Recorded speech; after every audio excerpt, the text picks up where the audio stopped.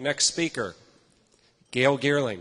We love Panama. We've been promoting Panama for a long time. Obviously, that's one reason why we brought you here. If you like Panama too and you're thinking, hey, I'd like to possibly move down to Panama, the next question is, well, who do I talk to? Where do I go? What lawyer should I be talking to? What real estate agent should I be talking to?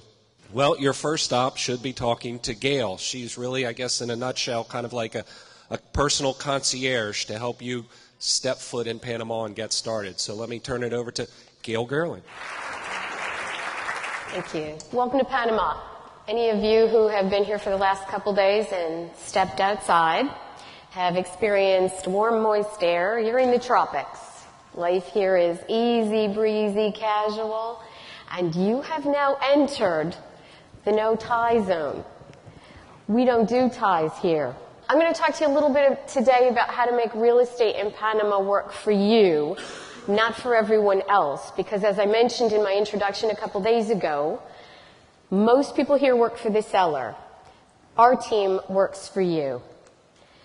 So some of the reasons that you've given me since I've seen some of you during this conference that you've left home are that home economics sucks.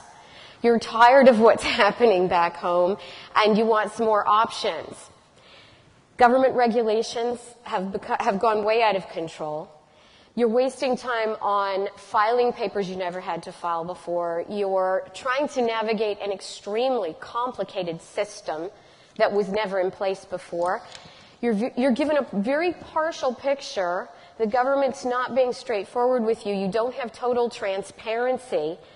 And your tax burdens have become ridiculous. And so you're looking for a new place to go, and we would proffer the countries that we work in, Panama being one of them. But why would you leave home to invest in another country only to find yourself tied up in the same knots you had before you left? So again, folks, we're going to enter the no-tie zone.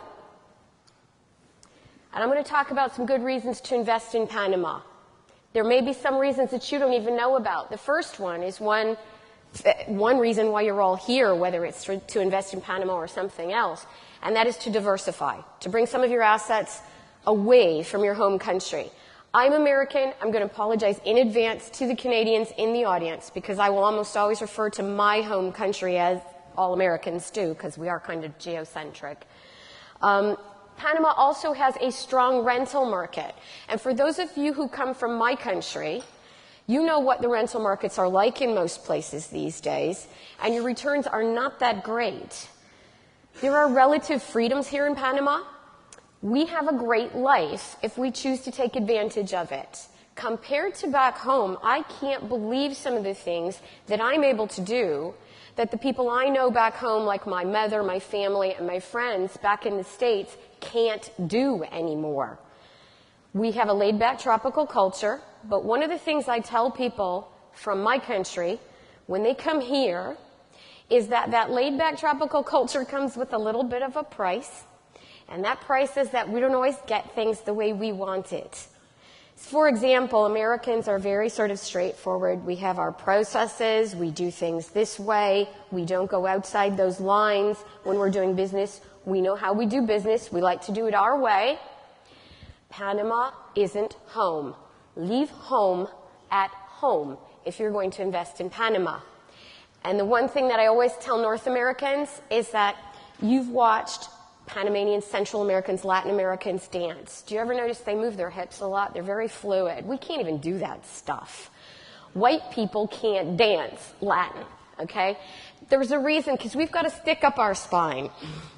And I say to people, please remove the stick from your spine if you're going to live in Panama, if you're going to invest in Panama. You need to be quite fluid to make things work here. So with this laid-back tropical culture, again, comes a little bit of adjustment.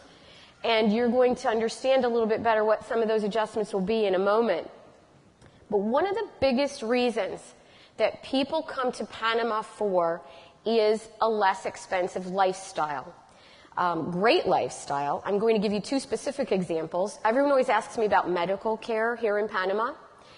I had a raft of tests done, almost you would call it a full physical, with blood work, with a bone density scan, all the things you'd need to be for a woman of my age.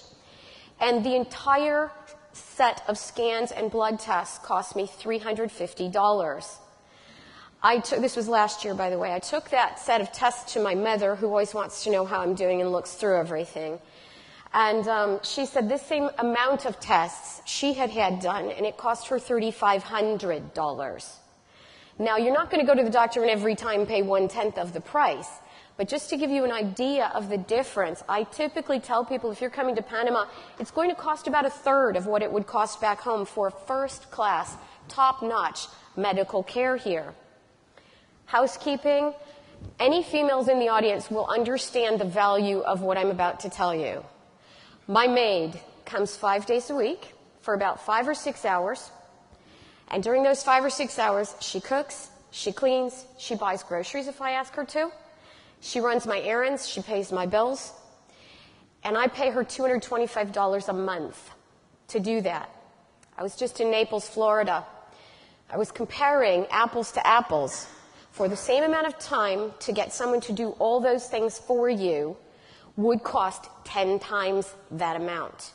So the lifestyle that you can have here in Panama with what you earn, your money buys so much more, and that's a really good reason to invest. But there are some ties that can bind you here as much or more as the ties that you left behind. One is developer ties. Another is a marketer tie, an agent or agency listing tie. Regulatory and tax ties can be enormous here, and governmental and legal ties can be enormous here. One of the saddest phrases I ever hear in my work is, "I wish I'd known. I wish I'd known you, Gail, before I bought my property. I wish I'd known all these things before I invested here. I wish I'd known what I was in for." I always ask people, what's the biggest cost you'll encounter when you invest in Central America? It is the cost of what you don't know.